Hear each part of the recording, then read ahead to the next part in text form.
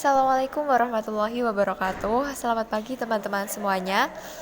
Sebelumnya saya mau mengucapkan terima kasih kepada Bu Adiba Wardahaya, Magister Biomed, selaku dosen pembimbing mata kuliah mikrobiologi. Pada kesempatan kali ini, kami akan mempresentasikan materi metabolisme mikroba. Perkenalkan, kami dari kelompok 4 yang beranggotakan saya sendiri, Ainiatus Zulfa, NIM 15 sebagai moderator dan pemateri, Muhammad Lizamuddin, NIM 18 sebagai pemateri, Wahyunisa Maulia Fahmi, NIM 20 sebagai pemateri, dan Eri Edima Saputra sebagai pemateri, NIM 21.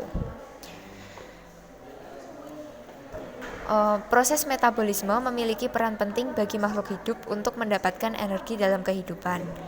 Nah, metabolisme ini umumnya terjadi pada semua makhluk hidup, termasuk pada kehidupan mikroba, dan bertanggung jawab terhadap pengaturan materi maupun sumber energi dari sel secara keseluruhan. Nah, metabolisme memiliki pengertian, yaitu serangkaian reaksi-reaksi kimia yang terjadi di dalam sel. Reaksi ini tersusun dengan mengubah molekul-molekul melalui tahapan tertentu. Menuju materi yang pertama, yaitu katabolisme karbohidrat. Katabolisme karbohidrat. Sebagian besar mikroorganisme mengoksidasi karbohidrat sebagai sumber utama energi seluler mereka. Katabolisme karbohidrat adalah pemecahan molekul karbohidrat untuk menghasilkan energi. Oleh karena itu, sangat penting dalam metabolisme sel. Glukosa sendiri adalah sumber energi karbohidrat yang paling umum digunakan oleh sel. Mikroorganisme juga dapat mengkatalisasi berbagai lipid dan protein untuk memproduksi energi. Untuk menghasilkan energi dari glukosa, mikroorganisme menggunakan dua proses umum. Proses yang pertama yaitu respirasi seluler, dan proses yang kedua yaitu fermentasi. Nah, ini ada gambaran mengenai proses respirasi dan juga fermentasi. Respirasi seluler dan fermentasi biasanya dimulai dengan langkah pertama yang sama, yaitu glikolisis. Tetapi jalur berikutnya berbeda. Respirasi glukosa biasanya terjadi dalam 3 tahap utama, yaitu ada glikolisis, siklus Krebs, dan juga rantai transfer elektron. Glikolisis adalah oksidasi glukosa menjadi asam pirufat dengan produksi beberapa ATP dan NADH yang mengandung energi. Siklus Krebs adalah oksidasi asetil-CoA atau turunan dari asam pirufat menjadi karbon dioksida dengan produksi beberapa ATP, NADH yang mengandung energi, dan pembawa elektron tereduksi lainnya, FADH2, atau bentuk reduksi dari flavin adenin dinukleotida. Dalam rantai transport elektron atau sistem, NADH dan FADH2 teroksidasi, menyumbangkan elektron yang mereka bawa dari substrat ke kaskade, reaksi oksidasi yang melibatkan serangkaian pembawa elektron tambahan. Energi dari reaksi ini digunakan untuk menghasilkan sejumlah besar ATP. Dalam respirasi, sebagian besar ATP dihasilkan pada langkah ketiga. Karena respirasi melibatkan serangkaian panjang, yaitu reaksi oksidasi dan juga reduksi. Seluruh proses dapat dianggap melibatkan aliran elektron dari molekul glukosa yang kaya energi ke molekul CO2 dan H2O yang relatif minim energi. Dengan cara yang sama, glikolisis dan siklus Krebs menghasilkan sejumlah kecil ATP dan juga memasok elektron yang menghasilkan banyak ATP pada tahap rantai transport elektron. Nah, tahap awal fermentasi merupakan glikolisis. Namun setelah glikolisis terjadi, asam pirufat diubah menjadi satu atau lebih produk yang berbeda, tergantung pada jenis selnya. Produk-produk ini mungkin termasuk alkohol atau etanol dan asam laktat. Tidak seperti respirasi, tidak ada siklus Krebs atau rantai transport elektron dalam fermentasi. Dengan demikian, hasil ATP yang hanya berasal dari glikolisis jauh lebih rendah. Glikolisis disebut sebagai jalur Embden-Meyerhof. Kata glikolisis berarti pemecahan gula, dan inilah yang terjadi. Enzim glikolisis mengkatalisasi pemecahan glukosa, yang tadinya gula 6 karbon menjadi 2 gula 3 karbon. Kemudian gula ini dioksidasi, melepaskan energi, dan atom-atomnya disusun ulang untuk membentuk 2 molekul asam pirufat. Selama glikolisis, NAD+ direduksi menjadi NADH dan ada produksi bersih 2 molekul ATP dengan fosforilasi tingkat substrat. Nah, ini gambar mengenai proses respirasi dan juga proses fermentasi.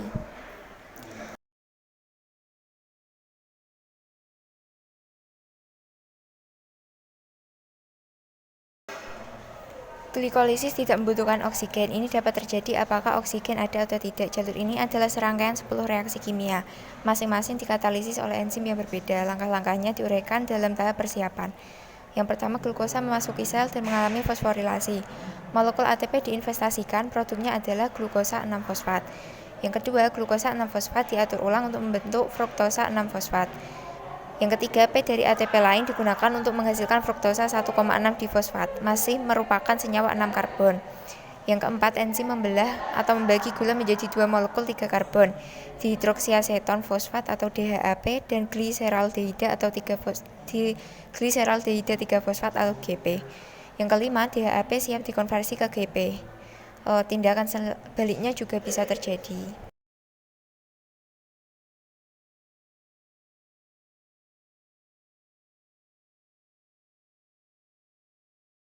Konversi ke GP atau tindakan sebaliknya juga dapat terjadi. Pada tahap hemat energi, enzim berikutnya mengubah setiap GP menjadi senyawa 3 karbon lainnya, asam 1,3 difosfogliserat, karena setiap molekul DHAP dapat diubah menjadi GP dan setiap GP menjadi asam 1,3 difosfogliserat, hasilnya adalah 2 molekul asam 1,3 difosgliserat untuk setiap molekul awal glukosa. GP teroksidasi dengan transfer 2 atom hidrogen ke NAD+ untuk membentuk NADH.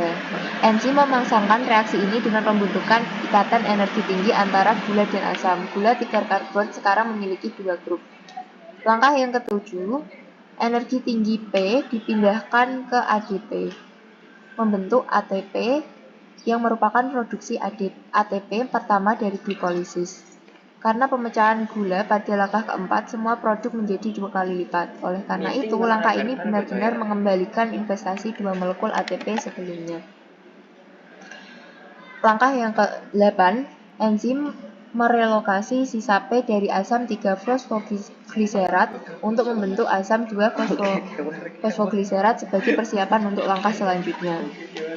Langkah yang ke-9, dengan hilangnya molekul air, asam 2 fosfogliserat diubah menjadi asam fosfoenol pirufat atau PEP. Dalam prosesnya, ikatan fosfat ditingkatkan menjadi ikatan energi tinggi. Langkah yang ke-10, P yang berenergi tinggi ditransfer dari PEP ke ADP, membentuk ATP. Untuk setiap molekul glukosa awal, hasil dari langkah ini adalah 2 molekul ATP dan 2 molekul senyawa 3 karbon yang disebut asam pirufat. Nah, untuk meringkat prosesnya, glikolisis terdiri dari dua tahap besar, tahap persiapan dan juga tahap penghematan energi. Pertama, pada tahap persiapan, tadi langkah 1-5, yang ada di gambar, 2 molekul ATP ini digunakan sebagai molekul glukosa 6 karbon yang difosforilasi, direstrukturisasi, dan dipecah menjadi 2 senyawa 3 karbon, gliseraldehida 3 fosfat atau yang disebut GP, dan dihidroksiaseton fosfat atau DHAP. DHAP ini siap dikonversi ke GP. Reaksi sebaliknya juga bisa terjadi. Konversi DHAP ini menjadi GP berarti bahwa mulai saat ini dalam glikolisis, 2 molekul GP dimasukkan ke dalam reaksi kimia yang tersisa. Pada tahap hemat energi, langkah 6-10 yang ada di gambar, 2 molekul 3 karbon dioksidasi dalam beberapa langkah menjadi 2 molekul asam pirufat. Dalam reaksi ini, 2 molekul NAD+ direduksi menjadi NADH dan 4 molekul ATP dibentuk oleh fosforilasi tingkat substrat. Karena 2 molekul ATP diperlukan untuk memulai glikolisis dan 4 molekul ATP dihasilkan oleh proses tersebut, ada keuntungan bersih dari 2 molekul ATP untuk setiap molekul glukosa yang teroksidasi. Alternatif untuk glikolisis. Banyak bakteri memiliki jalur lain selain glikolisis untuk oksidasi glukosa. Alternatif yang paling umum digunakan adalah jalur pentosa fosfat. Alternatif lain adalah jalur Eppner-Eudorov. Jalur pentosa fosfat atau San monofosfat heksosa beroperasi bersamaan dengan glikolisis dan menyediakan sarana untuk pemecahan gula 5 karbon atau petosa serta glukosa. Jalur pentosa fosfat, fitur utama dari jalur ini adalah bahwa ia menghasilkan pentosa, perantara penting yang digunakan dalam sintesis asam nukleat, glukosa dari karbon dioksida dalam fotosintesis, dan asam amino tertentu. Jalur ini merupakan penghasil penting dari NADPH koenzim tereduksi dari NADP+. Jalur pentosa fosfat menghasilkan keuntungan bersih hanya satu molekul ATP untuk setiap molekul glukosa yang teroksidasi. Bakteri yang menggunakan jalur pentosa fosfat ini ada Bacillus subtilis, Eleoconos mesenteroides, dan juga Enterococcus fecalis. Nah, ini adalah gambar dari jalur pentosa fosfat. Ini ya, bisa dilihat gambarnya.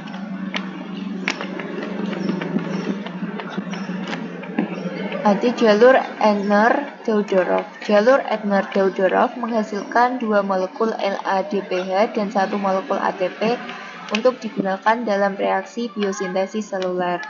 Bakteri yang memiliki enzim untuk jalur Edner-Theodorov dapat memetabolisme glukosa tanpa glikolisis atau jalur pentosa fosfat.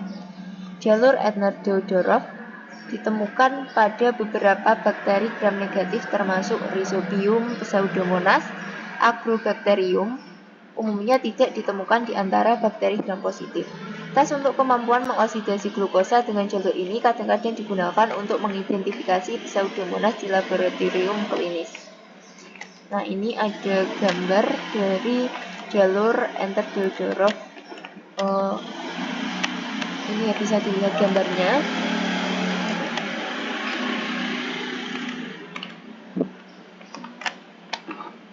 Respirasi seluler. Setelah glukosa dipecah menjadi asam pirufat dapat disalurkan ke langkah selanjutnya, baik fermentasi atau respirasi seluler. Respirasi seluler atau hanya respirasi didefinisikan sebagai proses penghasil ATP, di mana molekul teroksidasi dan akseptor elektron akhir atau hampir selalu merupakan molekul anorganik. Fitur penting dari respirasi adalah pengoperasian rantai transport elektron.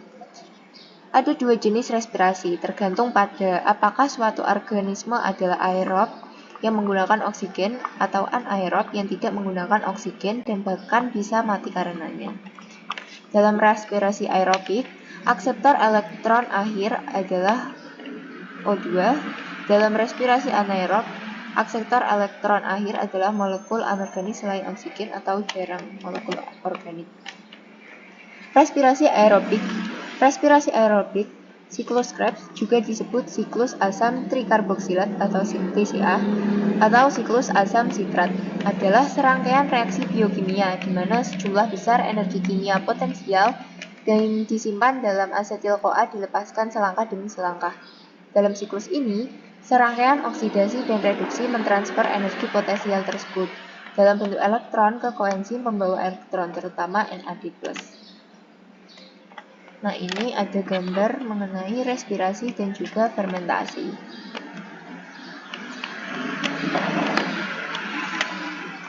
Oksidasi satu molekul glukosa menghasilkan 2 molekul asam pirufat. Jadi, untuk setiap molekul glukosa, 2 molekul CO2 dilepaskan pada langkah persiapan ini. 2 molekul NADH diproduksi dan 2 molekul asetil-CoA terbentuk. Setelah asam pirufat mengalami dekarboksilasi dan turunannya gugus asetil telah melekat pada CoA, asetil-CoA yang dihasilkan siap memasuki siklus Krebs. Saat asetil-CoA memasuki siklus Krebs, CoA terlepas dari gugus asetil. Gugus asetil 2 karbon bergabung dengan senyawa 4 karbon yang disebut dengan asam oksaloasetat untuk membentuk asam sitrat 6 karbon. Reaksi sintetis ini membutuhkan energi yang disediakan oleh pembelahan ikatan energi tinggi antara gugus asetil dan CoA. Pembentukan asam sitrat dengan demikian merupakan langkah pertama dalam siklus Krebs. Reaksi kimia dari siklus Krebs terbagi dalam beberapa kategori umum. Salah satunya yaitu ada dekarboksilasi, misalnya pada langkah ketiga. Asam isositrik, senyawa 6 karbon, didekarboksilasi menjadi senyawa 5 karbon yang disebut dengan asam larat. Dekarboksilasi lain terjadi pada langkah keempat karena satu dekarboksilasi telah terjadi pada langkah persiapan dan dua dalam siklus Krebs. Ketiga atom karbon dalam asam pirufat akhirnya dilepaskan sebagai CO2 oleh siklus Krebs. Ini mewakili konversi ke CO2 dari keenam atom karbon yang terkandung dalam molekul glukosa asli. Kategori umum lain dari reaksi kimia siklus Krebs adalah oksidasi reduksi. Misalnya pada langkah ketiga, dua atom hidrogen hilang selama konversi asam isositrat 6 karbon menjadi senyawa 5 karbon. Dengan kata lain, senyawa 6 karbon teroksidasi. Atom hidrogen juga dilepaskan dalam siklus Krebs pada langkah keempat, 6, dan juga 8 dan diambil oleh koenzim NAD+ dan FAD. Karena NAD+ mengambil 2 elektron tetapi hanya 1 proton tambahan. Bentuknya yang berkurang dipresentasikan sebagai NADH. Namun FAD mengambil 2 atom hidrogen lengkap dan direduksi menjadi FADH2. Ini ya, bisa dilihat di gambarnya. Jika kita melihat siklus Krebs secara keseluruhan, kita melihat bahwa untuk setiap 2 molekul asetil-CoA yang memasuki siklus Krebs, 4 molekul CO2 dibebaskan oleh dekarboksilasi, 6 molekul NADH dan 2 molekul FADH2 dihasilkan oleh reaksi oksidasi reduksi, dan 2 molekul ATP dihasilkan oleh fosforilasi tingkat substrat. Molekul guanosin trifosfat atau GTP terbentuk dari guanosin difosfat, mirip dengan ATP dan berfungsi sebagai perantara pada titik ini dalam siklus. CO2 yang diproduksi dalam siklus Krebs pada akhirnya dibebaskan ke atmosfer sebagai produk sampingan gas dari respirasi aerobik. Manusia menghasilkan CO2 dari siklus Krebs di sebagian besar sel tubuh dan membuangnya melalui paru-paru selama pernafasan. Koenzim tereduksi NADH dan FADH2 adalah produk terpenting dari siklus Krebs karena mengandung sebagian besar energi yang semula disimpan dalam glukosa. Selama fase respirasi berikutnya, serangkaian reduksi secara tidak langsung mentransfer energi yang tersimpan dalam koenzim tersebut ke ATP. Reaksi-reaksi ini secara kolektif disebut dengan rantai transport elektron. Rantai transport elektron. Rantai transport elektron terdiri dari urutan molekul pembawa yang mampu melakukan oksidasi dan reduksi. Saat elektron dilewatkan melalui rantai, terjadi pelepasan energi bertahap yang digunakan untuk menggerakkan pembentukan ATP kemiosmotik. Oksidasi akhir tidak dapat dirubah. Dalam sel eukariotik, rantai transport elektron terjadi dalam membran bagian dalam mitokondria. Dalam sel prokariotik terjadi di dalam membran plasma. Nah, ada 3 kelas molekul pembawa dalam rantai transport elektron. Yang pertama, flavoprotein. Protein ini mengandung flavin, koenzim yang berasal dari riboflavin atau vitamin B2 dan mampu melakukan oksidasi dan reduksi bergantian. Salah satu koenzim flavin yang penting adalah flavin mononukleotida atau FMN.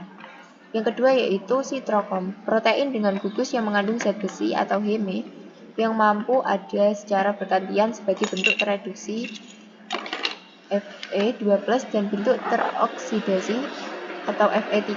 Sitrokom yang terlibat dalam rantai transport elektron termasuk sitrokom B, sitrokom C1, sitrokom C, sitrokom A, dan juga sitrokom A3. Yang ketiga, ubiquinon atau koenzim Q. Dilambangkan Q, ini adalah pembawa non-protein kecil. Nah, ini adalah gambar dari rantai transport elektron, menunjukkan hubungan rantai transport elektron dengan keseluruhan proses respirasi. Dalam rantai transport elektron mitokondria yang ditunjukkan, elektron melewati rantai secara bertahap sehingga energi dilepaskan dalam jumlah yang dapat diatur. Untuk mempelajari di mana ATP bisa dilihat pada gambar 5.16. Rantai transport elektron bakteri agak beragam karena pembawa tertentu yang digunakan oleh bakteri dan urutan fungsinya mungkin berbeda dari bakteri lain. Dari sistem mitokondria eukariotik, bahkan satu bakteri dapat memiliki beberapa jenis rantai transport elektron. Namun perlu diingat bahwa semua rantai transport elektron mencapai tujuan dasar yang sama, yaitu untuk melepaskan energi saat elektron ditransfer dari senyawa berenergi lebih tinggi ke senyawa berenergi lebih rendah. Banyak yang diketahui tentang rantai transport elektron dalam mitokondria sel eukariotik. Jadi langkah transfer elektron yang diuraikan nanti adalah pada eukariot. Langkah pertama dalam rantai transfer elektron mitokondria melibatkan transfer elektron berenergi tinggi dari NADH ke FMN, pembawa pertama dalam rantai. Transfer ini sebenarnya melibatkan perjalanan atom hidrogen dengan 2 elektron ke FMN, yang kemudian mengambil H+ tambahan dari media berair di sekitarnya. Sebagai hasil dari transfer pertama, NADH dioksidasi menjadi NAD+, dan FMN direduksi menjadi FMNH2. Pada langkah kedua dalam rantai transport elektron, FMNH2 melewati 2H+ ke sisi lain membran mitokondria dan meneruskan 2 elektron ke Ki. Akibatnya FMNH2 dioksidasi menjadi FMN. Ki juga mengambil 2H+ tambahan dari media berair di sekitarnya dan melepaskannya di sisi lain membran. Bagian selanjutnya dari rantai transfer elektron melibatkan sitrokom. Elektron dilewatkan berturut-turut dari Ki ke CETB, CETC1, CETC, CETA, dan juga CETA3. Setiap sitrokom dalam rantai tereduksi saat mengambil elektron dan teroksidasi saat melepaskan elektron. Sitrokom terakhir CETA3 ini meneruskan elektronnya ke oksigen molekuler atau O2 yang menjadi bermuatan negatif dan kemudian mengambil proton dari media sekitarnya membentuk H2O. FADH2 yang berasal dari siklus Krebs sebagai sumber elektron lain, namun FADH2 menambahkan elektronnya ke rantai transfer elektron pada tingkat yang lebih rendah daripada NADH. Karena itu, rantai transfer elektron menghasilkan sekitar sepertiga lebih sedikit energi untuk pembangkitan ATP ketika FADH2 menyumbangkan elektron daripada ketika NADH terlibat. Fitur penting dari rantai transport elektron adalah adanya beberapa pembawa seperti FMN dan juga Ki yang menerima dan melepaskan proton serta elektron, dan pembawa lain seperti sitrokom yang hanya mentransfer elektron. Aliran elektron ke bawah rantai disertai di beberapa titik dengan transfer aktif atau pemompaan proton dari sisi matriks membran mitokondria bagian dalam ke sisi membran yang berlawanan. Penumpukan proton ini menyediakan energi untuk menghasilkan ATP melalui mekanisme chemiosmotik. Nah, ini ada gambar chemiosmotik. Mekanisme chemiosmotik degenerasi ATP. Mekanisme mensintesis ATP menggunakan rantai transport elektron yang disebut chemiosmosis. Dalam chemiosmotik, energi yang dilepaskan ketika suatu zat bergerak di sepanjang gradien digunakan untuk mensintesis ATP. Substansi dalam hal ini mengacu pada proton. Dalam respirasi, chemiosmosis bertanggung jawab atas sebagian besar ATP yang dihasilkan. Nah, pada langkah pertama, saat elektron energetik dari NADH atau klorofil melewati rantai transport elektron, beberapa pembawa dalam pompa rantai secara aktif mengangkut proton melintasi membran. Molekul pembawa semacam ini disebut pompa proton. Yang kedua, membran fosfolipid biasanya kedap terhadap proton. Jadi pemompaan satu arah ini membentuk gradien proton. Perbedaan konsentrasi proton pada kedua sisi membran. Selain gradien konsentrasi, ada gradien muatan listrik. Kelebihan H+ pada salah satu sisi membran membuat sisi itu bermuatan positif dibandingkan dengan sisi lain. Gradien elektrokimia yang dihasilkan memiliki energi potensial yang disebut dengan gaya gerak proton. Yang ketiga, proton pada sisi membran dengan konsentrasi proton yang lebih tinggi dapat berdifusi melintasi membran hanya melalui saluran protein khusus yang mengandung enzim yang disebut dengan ATP sintase. Ketika aliran ini terjadi, energi dilepaskan dan digunakan oleh enzim untuk mensintesis ATP dari ADP dan PI. Gambar menunjukkan secara rinci bagaimana rantai transport elektron bekerja pada eukariota untuk menggerakkan mekanisme. Elektron energetik dari NADH meneruskan elektron rantai transportasi. Di dalam membran mitokondria bagian dalam, pembawa rantai transport elektron diatur menjadi 3 kompleks dengan Ki mengangkut elektron antara yang pertama dan kompleks kedua. Dan CYTC mengangkutnya antara kompleks kedua dan ketiga. Tiga komponen sistem pompa proton, kompleks pertama dan ketiga dan Ki, pada akhirnya rantai elektron bergabung dengan proton dan oksigen di cairan lattice untuk membentuk air H2O.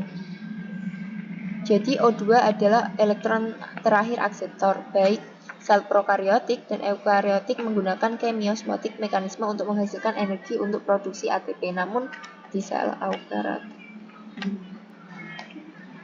Membran mitokondria bagian dalam mengandung pembawa transport elektron dari ATP sintase.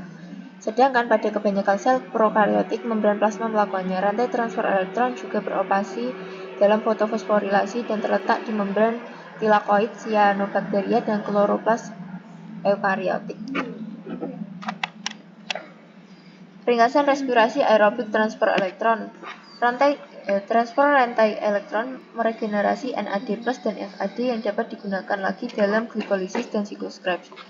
Berbagai transfer elektron dalam rantai transfer elektron menghasilkan sekitar 34 molekul ATP dari setiap molekul glukosa teroksidasi. Sekitar 3 dari masing-masing 10 molekul NADH, total 30, dan sekitar 2 dari masing-masing 2 molekul FADH, total 4.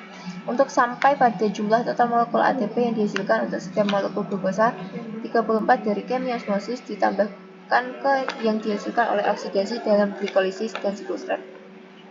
Dalam respirasi aerobik di antara prokariota, total 38 molekul ATP dapat dihasilkan dari 1 molekul glukosa. Perhatikan bahwa 4 dari ATP tersebut berasal dari fosforilasi tingkat substrat dalam glikolisis dan juga siklus Krebs. Nah, ini ada tabel mengenai hasil ATP selama respirasi aerob prokaryotik dari 1 molekul glukosa. Tabel 53 ini memberikan perhitungan terperinci tentang hasil ATP selama respirasi aerobik prokaryotik. Respirasi aerobik di antara eukariota menghasilkan total hanya 36 molekul ATP. Ada lebih sedikit ATP daripada di prokariota, karena beberapa energi hilang ketika elektron diangkut melintasi membran mitokondria yang memisahkan glikolisis dalam sitoplasma dari rantai transfer elektron. Tidak ada pemisahan seperti itu pada prokariota. Kita sekarang dapat meringkas reaksi keseluruhan untuk respirasi aerobik pada prokariota sebagai berikut. Respirasi anaerobik. Respirasi anaerobik. Dalam respirasi anaerobik, akseptor elektron terakhir adalah zat anorganik selain oksigen. Beberapa bakteri seperti Pseudomonas dan Bacillus dapat menggunakan ion nitrat sebagai akseptor elektron terakhir, dan ion nitrat direduksi menjadi A ion nitrit, nitrogen oksida atau gas nitrogen. Bakteri lain seperti Desulfobrio menggunakan sulfat sebagai akseptor elektron terakhir yang terbentuk hidrogen sulfida. Masih ada bakteri lain yang menggunakan karbonat untuk membentuk metana. Respirasi anaerob dengan bakteri menggunakan nitrat dan sulfat sebagai akseptor akhir sangat penting untuk siklus nitrogen dan sulfur yang terjadi di alam. Jumlah ATP yang dihasilkan dalam respirasi anaerob bervariasi dengan organisme dan jalurnya, karena hanya sebagian dari siklus Krebs beroperasi dalam kondisi anaerobik, dan karena tidak semua pembawa dalam rantai transfer elektron berpartisipasi dalam respirasi anaerobik, hasil ATP ini tidak pernah sama tinggi seperti pada respirasi aerobik. Dengan demikian, anaerob cenderung tumbuh lebih lambat daripada aerob. Materi selanjutnya akan disampaikan oleh Mas Dimas. Ya, materi selanjutnya adalah fermentasi. Setelah glukosa dipecah menjadi asam pirufat dapat sepenuhnya dipecah dalam respirasi, seperti yang dijelaskan sebelumnya, atau dapat diubah menjadi produk organik dalam fermentasi, di mana NAD+ dan NADP+ diregenerasi dan dapat memasuki putaran glikolisis lainnya. Fermentasi dapat didefinisikan dengan berbagai cara. Namun, kita mendefinisikan fermentasi adalah proses yang melepaskan energi dari gula atau molekul organik lainnya, seperti asam amino, asam organik, purin, dan brimidin. Yang kedua, tidak membutuhkan oksigen, namun terkadang dapat terjadi jika ada. Yang ketiga, tidak memerlukan penggunaan siklus Krebs atau rantai transport elektron. Yang keempat, menggunakan molekul organik sebagai akseptor elektron terakhir. Yang kelima, hanya menghasilkan sejumlah kecil ATP, hanya 1 atau 2 molekul ATP di setiap molekul bahan awal, karena sebagian besar energi asli dalam glukosa tetap berada dalam ikatan kimia produk akhir organik seperti asam laktat atau etanol. Acara apa? Ya, ini gambar fermentasinya. Nah, ini ringkasan respirasi aerobik pada prokariota.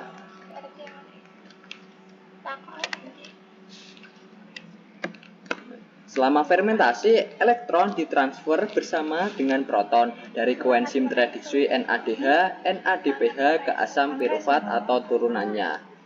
Ini gambar A menjelaskan tentang fermentasi. Langkah pertama adalah glikolisis. Konversi glukosa menjadi asam pirufat.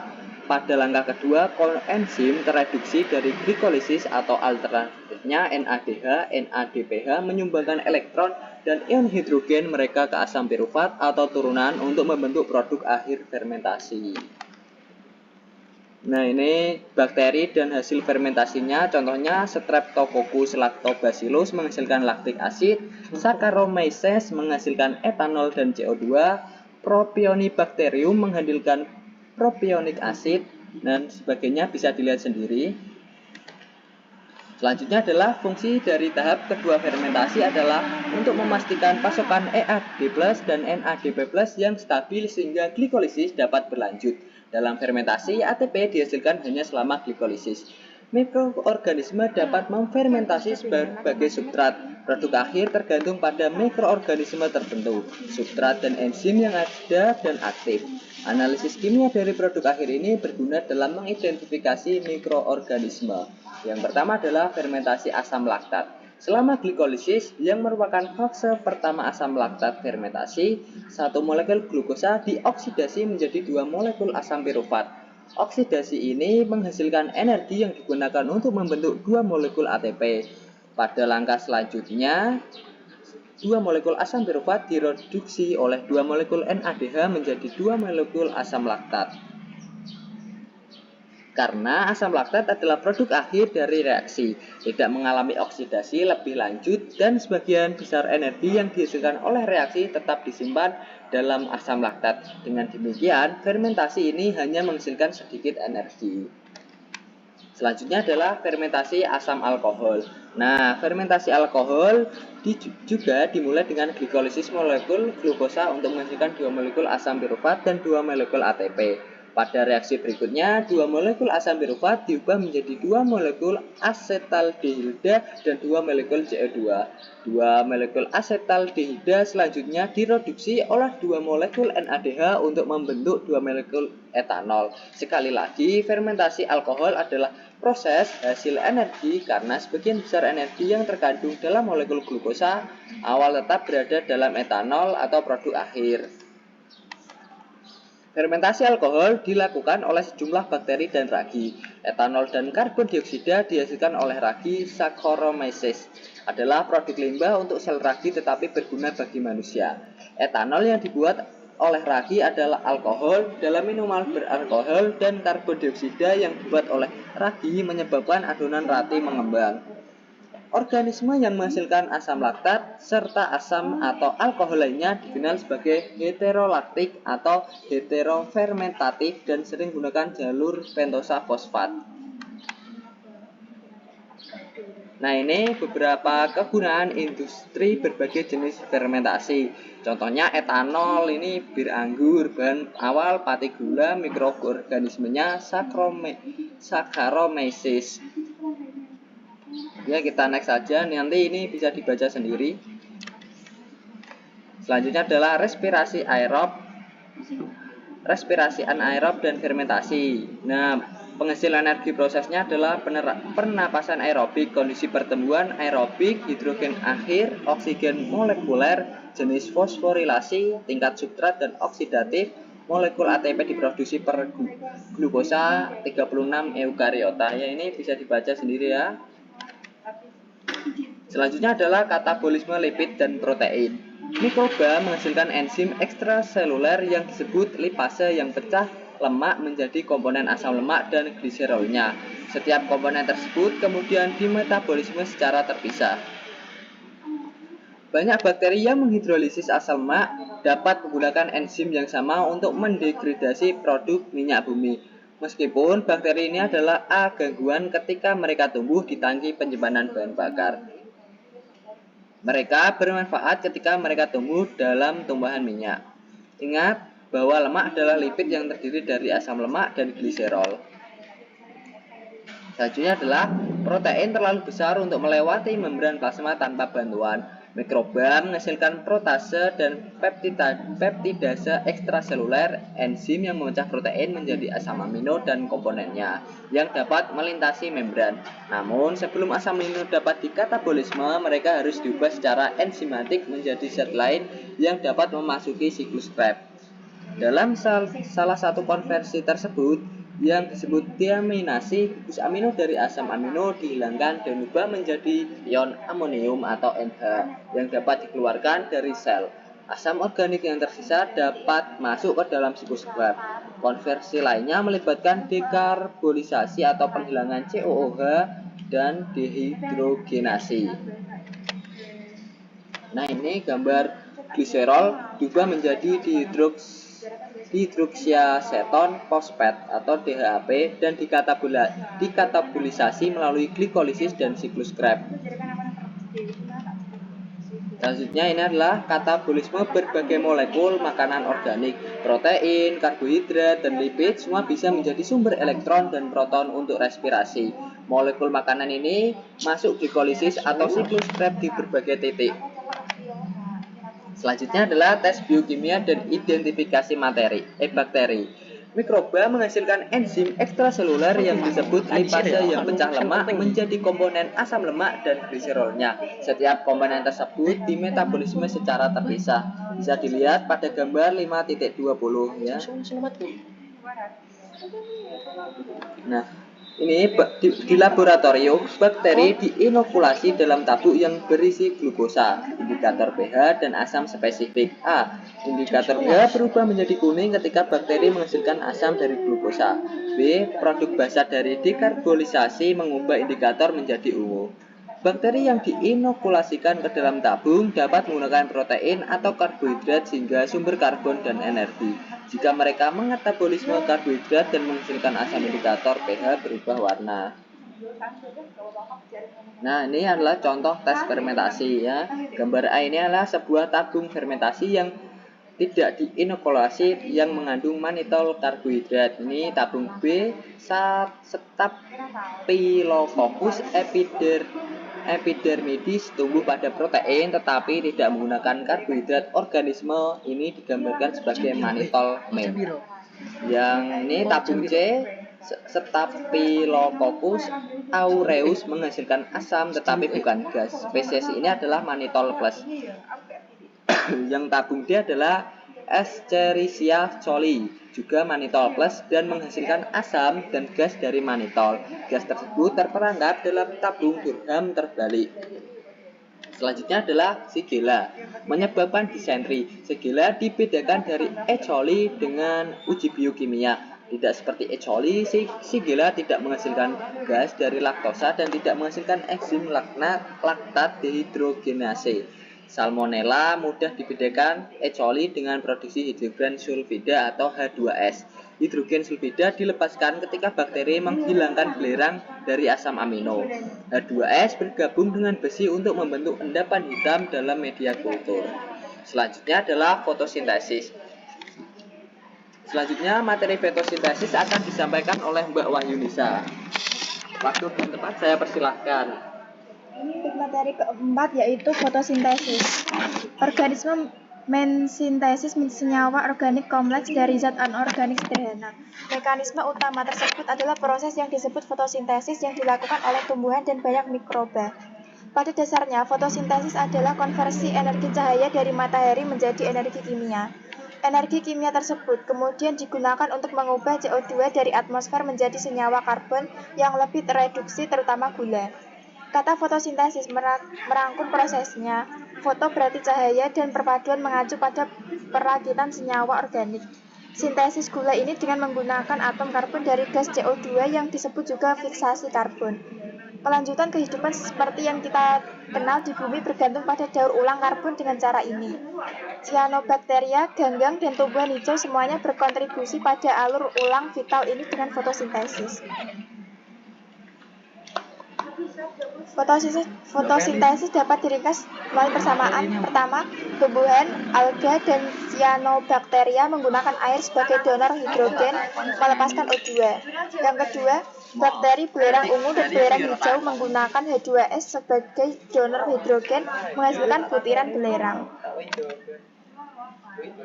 Dalam proses fotosintesis, elektron diambil dari atom hidrogen, molekul miskin energi, dan dimasukkan ke dalam gula, molekul kaya energi. Dorongan energi dipasok oleh energi cahaya meskipun secara tidak langsung. Fotosintesis berlangsung dalam 2 tahap. Pertama, reaksi bergantung cahaya. Energi cahaya digunakan untuk mengubah ADP dan P menjadi ATP. Selain itu, dalam bentuk dominan dari reaksi bergantung cahaya, pembawa elektron NADP+ direduksi menjadi NADPH. Koenzim NADPH seperti NADH adalah pembawa elektron yang kaya energi. Yang kedua adalah reaksi terang atau gelap. Elektron ini digunakan bersama dengan energi dari ATP untuk mengurangi CO2 untuk gula. Yang pertama yaitu reaksi yang bergantung pada cahaya fotofosforilasi. Fotofosforilasi adalah salah satu dari 3 cara ATP terbentuk dan itu hanya terjadi pada sel fotosintesis. Dalam mekanisme ini, energi cahaya diserap oleh molekul klorofil dalam sel fotosintesis, menarik beberapa elektron molekul. Klorofil yang terutama digunakan oleh tanaman hijau, ganggang, dan cyanobacteria adalah klorofil. Terletak di tilakoid membran kloroplas dalam ganggang dan tanaman hijau dan di tilakoid yang ditemukan dalam struktur fotosintesis cyanobacteria. Bakteri lain menggunakan bakterioklorofag. Fotosistem. Elektron yang tereksitasi melompat dari klorofil ke rangkaian molekul pembawa pertama, rantai transport elektron yang mirip dengan yang digunakan dalam respirasi. Ketika elektron dilewatkan sepanjang rangkaian pembawa, proton dipompa melintasi membran dan ADP diubah menjadi ATP oleh chemiomosis. Klorofil dan pigmen lainnya dikemas ke dalam tilakoid kloroplas dan disebut fotosistem. Fotosistem 2 diberi nomor demikian karena meskipun kemungkinan besar sistem foto pertama yang berevolusi itu adalah yang kedua ditemukan. Ini mengandung klorofil yang sensitif terhadap panjang gelombang cahaya 680 nm.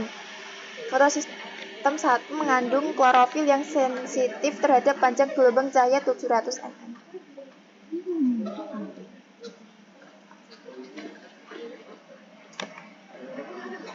Dalam fotofosforilasi siklik, elektron yang dilepaskan dari klorofil dalam fotosistem 1 akhirnya kembali ke klorofil. Seperti gambar tersebut. Dalam fotofosforilasi non-siklik yang digunakan dalam organisme oksigenik, elektron yang dilepas dari klorofil dalam fotosistem 2 dan fotosistem 1 tidak kembali ke klorofil tetapi dimasukkan ke dalam NADPH. Seperti gambar yang tertera. Ringkasannya, produk fotofosforilasi non-siklik adalah ATP dibentuk oleh chemiosmosis menggunakan energi yang dilepaskan dalam rantai transport elektron O2 dari molekul air dan NADPH di mana elektron, hidrogen, dan proton pada akhirnya berasal dari air.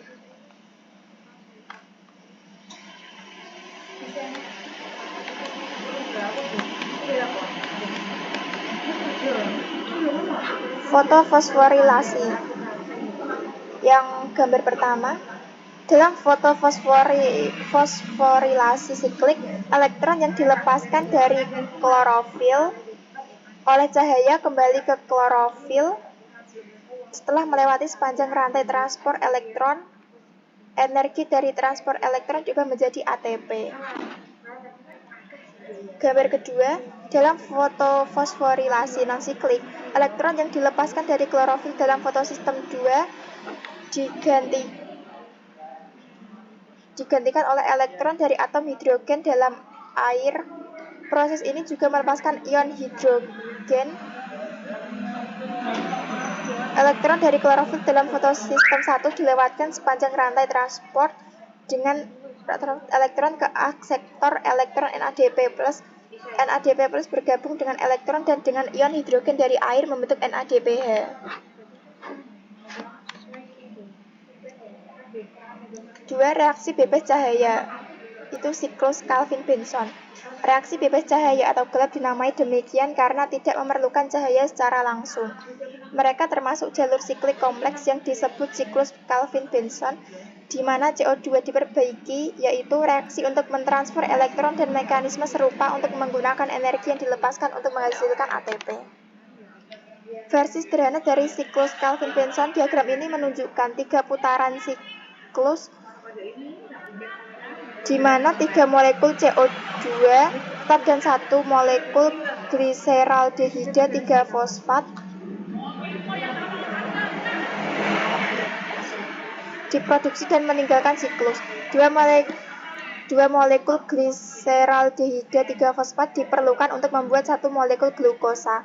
Oleh karena itu, siklus harus berputar 6 kali untuk setiap molekul glukosa yang dihasilkan, membutuhkan total investasi 6 molekul CO2, 18 molekul ATP, dan 12 molekul NADPH, seperti gambar tersebut.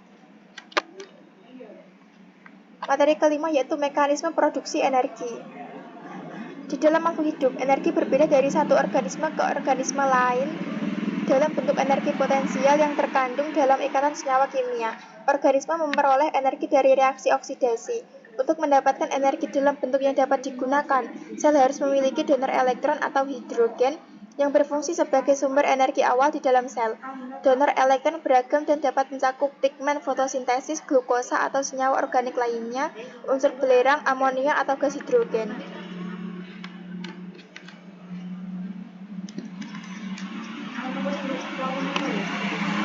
Selanjutnya, elektron yang dikeluarkan dari sumber energi kimia ditransfer ke pembawa elektron seperti koenzim NAD+, NADP+, dan FAD.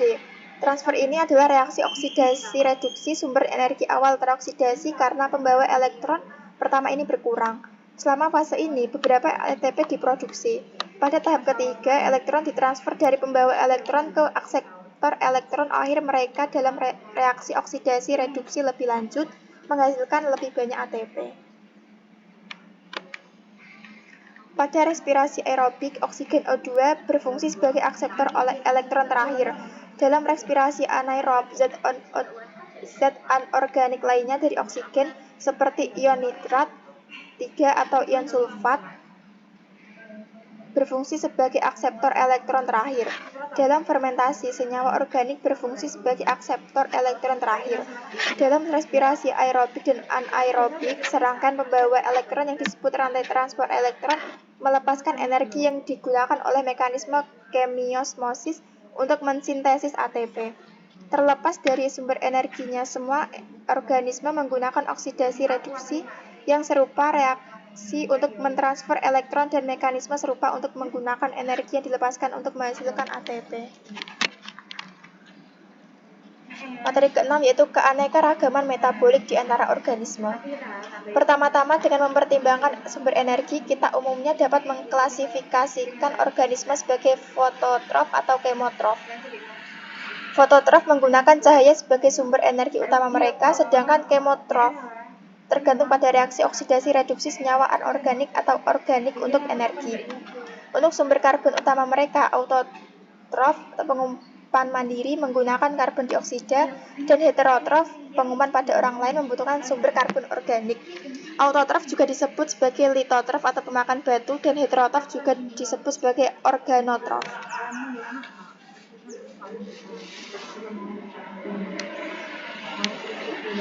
Pada fotoautotrof,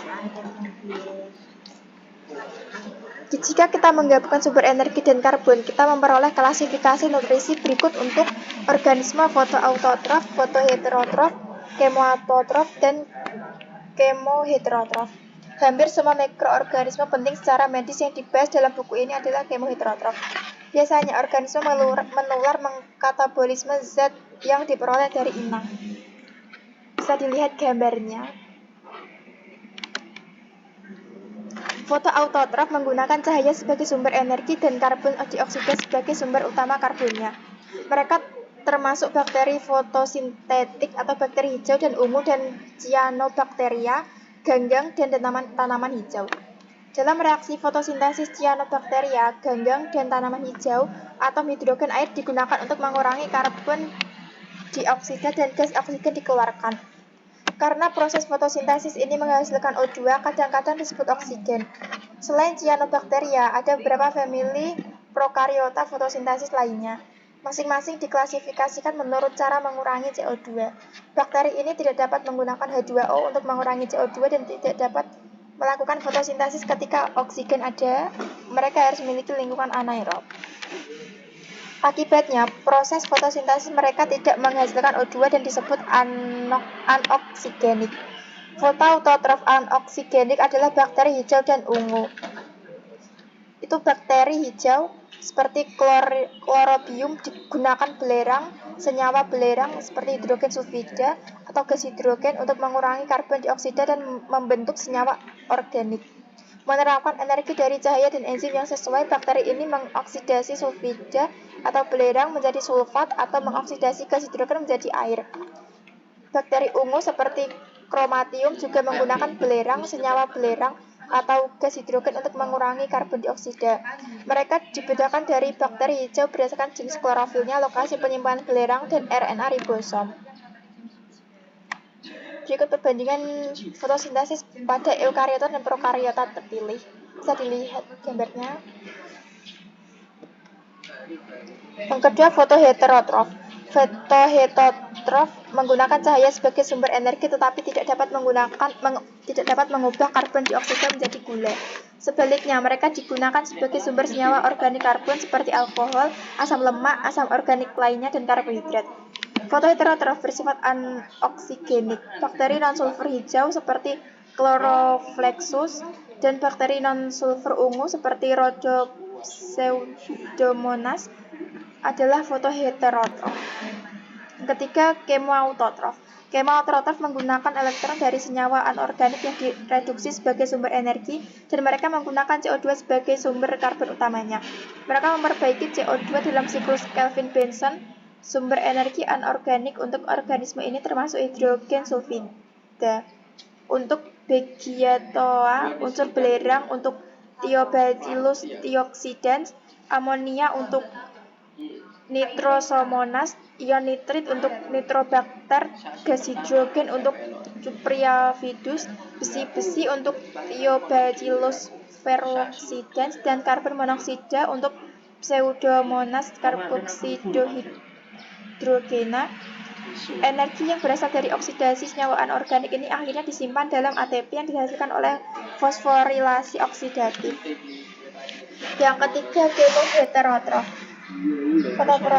Fotoheterotrof dan kemoautotrof mudah untuk mengkategorikan sumber energi dan sumber karbon karena mereka terjadi sebagai entitas yang terpisah.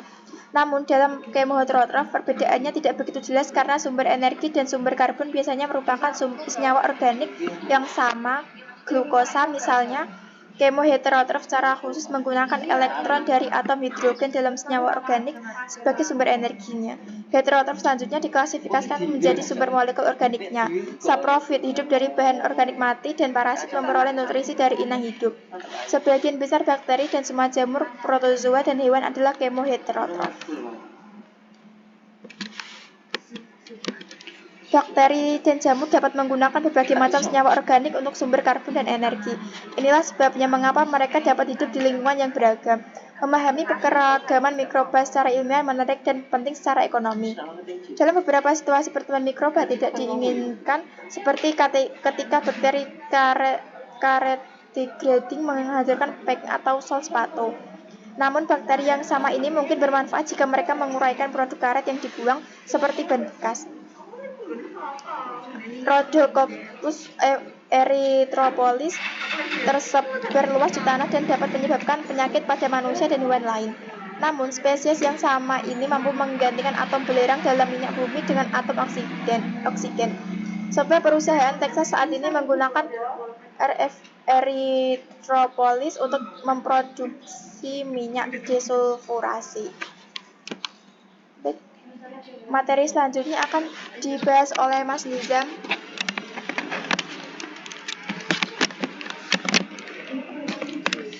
Oke, selanjutnya jalur metabolisme penggunaan energi. Pembahasan pertama, biosintesis polisakarida. Mikroorganisme mensintesis gula dan polisakarida. Atom karbon yang diperlukan untuk mensintesis glukosa berasal dari zat antara yang diproduksi selama proses seperti glikolis dan siklus Krebs, dan dari lipid atau asam amino. Setelah mensintesis glukosa atau gula sederhana lainnya, bakteri dapat merakitnya menjadi polisakarida yang lebih kompleks seperti glikogen.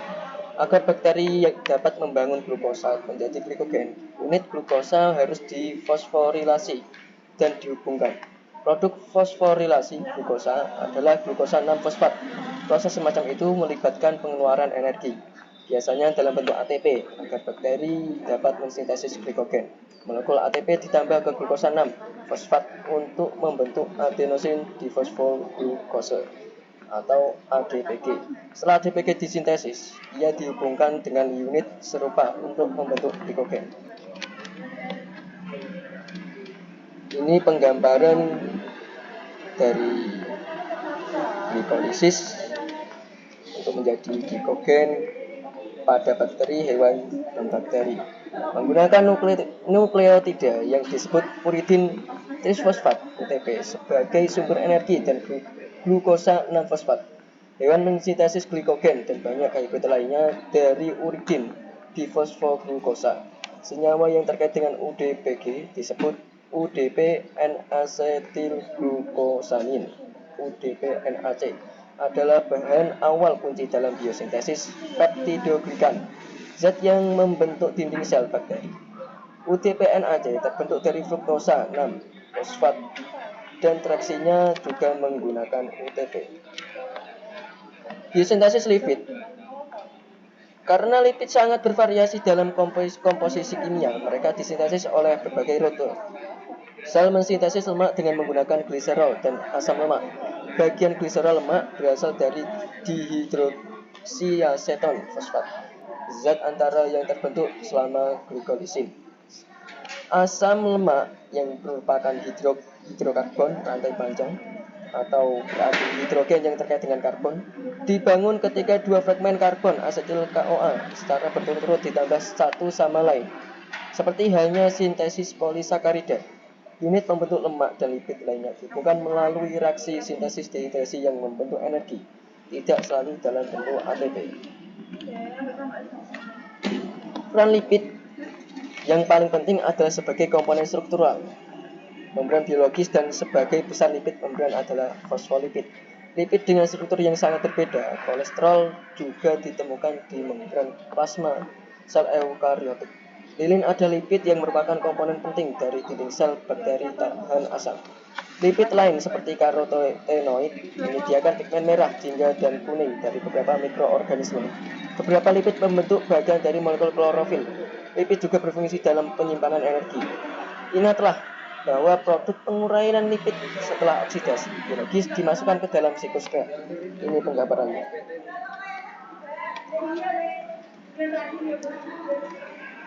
Lanjut, biosintesis asam amino dan protein.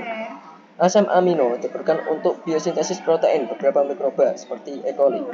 Mengandung enzim yang diperlukan untuk menggunakan bahan awal seperti glukosa dan garam anorganik untuk sintesis semua asam amino yang mereka butuhkan. Organisme dengan enzim yang diperlukan dapat mensintesis semua asam amino secara langsung atau tidak langsung dari perantara metabolisme karbohidrat. Mikroba lain membutuhkan lingkungan untuk menyediakan beberapa asam amino yang telah terbentuk sebelumnya.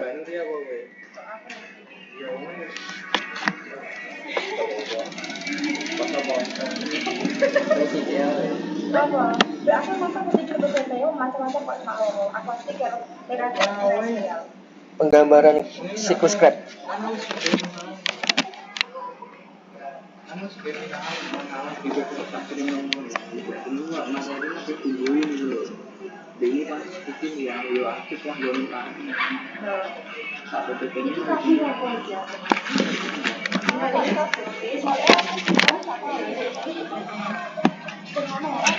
Salah satu sumber perantara yang digunakan dalam sintesis asam amino adalah siklus Krebs. Menambahkan gugus amina ke asam pirufat atau asam anorganik atau asam organik yang sesuai dari siklus Krebs menggunakan asam menjadi asam amino. Proses ini disebut aminasi. Jika gugus amina berasal dari asam amino yang sudah ada sebelumnya, proses disebut transminasi. Transminasi suatu proses di mana asam amino baru dibuat dengan gugus amina dari asam amino lama. Asam glutamat dan asam aspartat keduanya adalah asam amino. Dua senyawa lainnya adalah zat antara dalam siklus Krebs.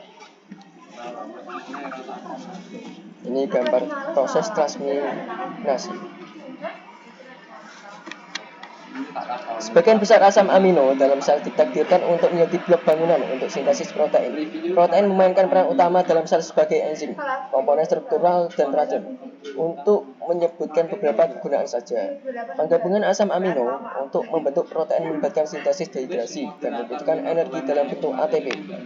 Mekanisme sintesis protein melibatkan gen.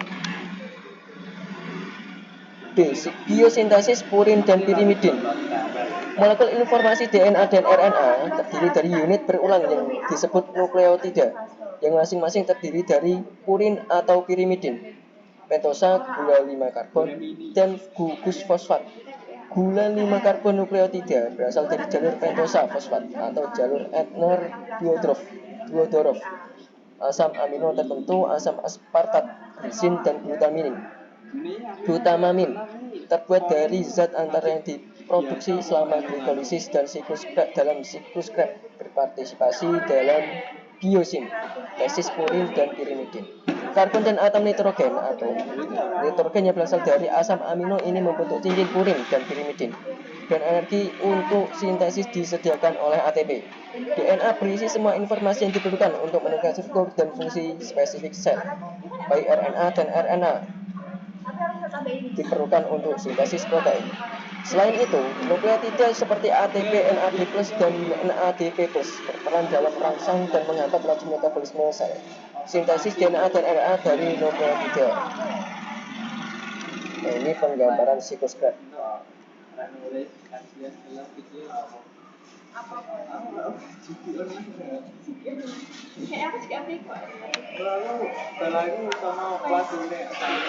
Materi selanjutnya, integrasi metabolisme. Proses metabolisme mikroba menghasilkan energi dari cahaya, senyawa organik, dan senyawa organik. Reaksi juga terjadi di mana energi digunakan untuk biosintesis dengan aktivitas yang begitu beragam. Anda mungkin membayangkan bahwa reaksi anabolik dan katabolik terjadi secara independen satu sama lain dalam ruang dan waktu. Sebenarnya reaksi anabolik dan katabolik digabungkan melalui sekelompok perantara umum, dalam arti diidentifikasi sebagai perantara kunci dalam gambar tadi.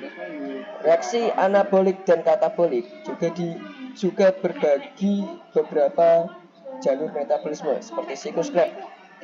Misalnya, reaksi dalam siklus Krebs tidak hanya berpartisipasi dalam oksidasi glukosa, tetapi juga menghasilkan zat antara yang dapat diubah menjadi asam amino. Jalur metabolisme itu fungsi dalam anabolisme dan katabolisme disebut jalur amfibi. Artinya mereka memiliki tujuan ganda. Ini penggambarannya. Bisa dipahami ya? Dari glukosis menjadi karbohidrat, asam amino ini melalui siklus Krebs. Jalur amfibolik menjembatani reaksi yang mengarah pada pemecahan dan sintesis karbohidrat, lipid, protein, dan nukleotida. Jalur tersebut memungkinkan reaksi simultan terjadi di mana produk pemecahan yang terbentuk dalam satu reaksi digunakan dalam reaksi lain untuk mensintesis senyawa yang berbeda dan sebaliknya. Karena berbagai zat antara umum untuk reaksi anabolik dan katabolik, ada mekanisme yang mengatur jalur sintesis dan kerusakan dan memungkinkan reaksi ini terjadi secara bersamaan. Salah satu mekanisme tersebut melibatkan penggunaan koenzim yang berbeda untuk jalur yang berlawanan. Misalnya NAD+ terlibat dalam reaksi katabolik, sedangkan NAD+ terlibat dalam reaksi anabolik. Enzim juga dapat mengoordinasikan reaksi anabolik dan katabolik dengan mempercepat maupun menghambat laju reaksi biokimia. Penyimpanan energi sel juga dapat mempengaruhi laju reaksi biokimia. Misalnya jika ATP mulai menumpuk, enzim mematikan glikolisis. Kontrol ini membantu mensinkronkan laju glikolisis dan siklus Krebs. Jadi jika konsumsi asam sitrat meningkat, baik karena permintaan untuk lebih banyak ATP atau karena jalur anabolik mengeringkan zat antara siklus asam sitrat, glikolisis mempercepat dan memenuhi permintaan.